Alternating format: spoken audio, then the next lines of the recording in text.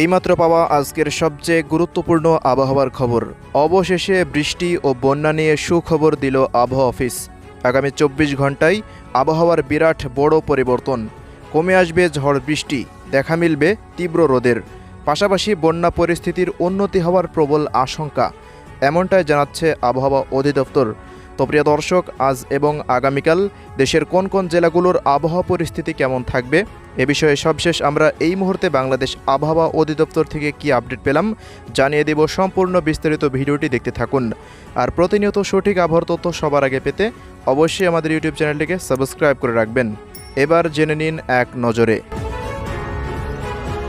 বর্তমানে সক্রিয় মৌসুমি বায়ুর প্রভাবে দেশের উপকূল ও দক্ষিণ পূর্বাঞ্চলে বৃষ্টিপাত অব্যাহত রয়েছে। চট্টগ্রাম বিভাগের কুমিল্লা, নোয়াখালী, ফেনী ও লক্ষ্মীপুরে বন্যা পরিস্থিতি বিরাজ করছে। আগামী 3 দিন চট্টগ্রাম অঞ্চলে বৃষ্টিপাত অব্যাহত থাকতে পারে বলে জানিয়েছে আবহাওয়াবিদেরা। এদিকে আজকের আবহাওয়ার পূর্বাভাসে বলা হয়েছে, আজ ঢাকা, রাজশাহী, খুলনা, বরিশাল ও চট্টগ্রাম বিভাগের অনেক জায়গায় এবং রংপুর, ময়মনসিংহ ও সিলেট বিভাগের কিছু কিছু জায়গায় অস্থায়ীভাবে দমকা ও ঝড়ো হাওয়া সহ হালকা থেকে মাঝারি ধরনের বৃষ্টি বা বজ্রসহ বৃষ্টি হতে পারে।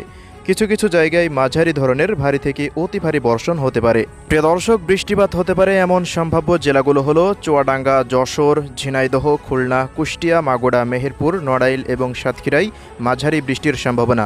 এছাড়া বরিশাল বিভাগের বরিশাল, পটুয়াখালী, বরগুনা, পিরোজপুর, ভোলা ও ঝালকাঠিতে সামান্য বৃষ্টিপাত হওয়ার সম্ভাবনা। পাশাপাশি ঢাকা, গাজীপুর, নারায়ণগঞ্জ, মুন্সিগঞ্জ, কিশোরগঞ্জ, ফরিদপুর, মাদারীপুর, শরীয়তপুর, গোপালগঞ্জ ও রাজবাড়ী, পাবনা, রাজশাহী, চাঁপাইনবাবগঞ্জ, সিলেট বিভাগের 4 জেলা এবং ময়মনসিংহ ও রংপুর বিভাগের কিছু কিছু জায়গায় হালকা মাঝারি বৃষ্টিপাত হতে পারে। এ সময়ে সারা দেশে দিনের তাপমাত্রা 1 থেকে 2 ডিগ্রি সেলসিয়াস বৃদ্ধি পেতে পারে এবং রাতের তাপমাত্রা প্রায় অপরিবর্তিত থাকতে পারে। আগামী আবহাওয়ার পূর্বাভাসে বলা হয়েছে, 28শে আগস্ট দেশের সার্বিক বৃষ্টিপাতের পরিমাণ কমতে পারে। এদিকে আবহাওয়াবিদ মোহাম্মদ বজলুর রশিদ জানিয়েছেন, দেশের উপকূল, চট্টগ্রাম ও সিলেট বিভাগে বৃষ্টিপাত অব্যাহত থাকবে। বিশেষ করে উপকূলীয় জেলাগুলোতে ভারী বৃষ্টির সম্ভাবনা রয়েছে, তবে উত্তরাঞ্চলে বৃষ্টির পরিমাণ কম থাকতে পারে। এছাড়া প্রিয় দর্শক, আবহাওয়ার পূর্বাভাসে আরও জানানো হয়েছে, চট্টগ্রাম, খুলনা, রাজশাহী ও বরিশাল বিভাগের কিছু এলাকায় বৃষ্টি ছিল বেশি সক্রিয় এবং চট্টগ্রাম ও সিলেট বিভাগে সবচেয়ে বেশি বৃষ্টি ঘটেছে এ সময়। আগামীকাল 28শে আগস্ট থেকে দেশের সার্বিক বৃষ্টির পরিমাণ অনেকটা হ্রাস পেতে পারে, তবে কিছু এলাকায় স্বল্পস্থায়ী বৃষ্টির সম্ভাবনা থাকবে। 3 সেপ্টেম্বর থেকে সিলেট ও রংপুর বিভাগে বৃষ্টির প্রবণতা বৃদ্ধি পেতে পারে।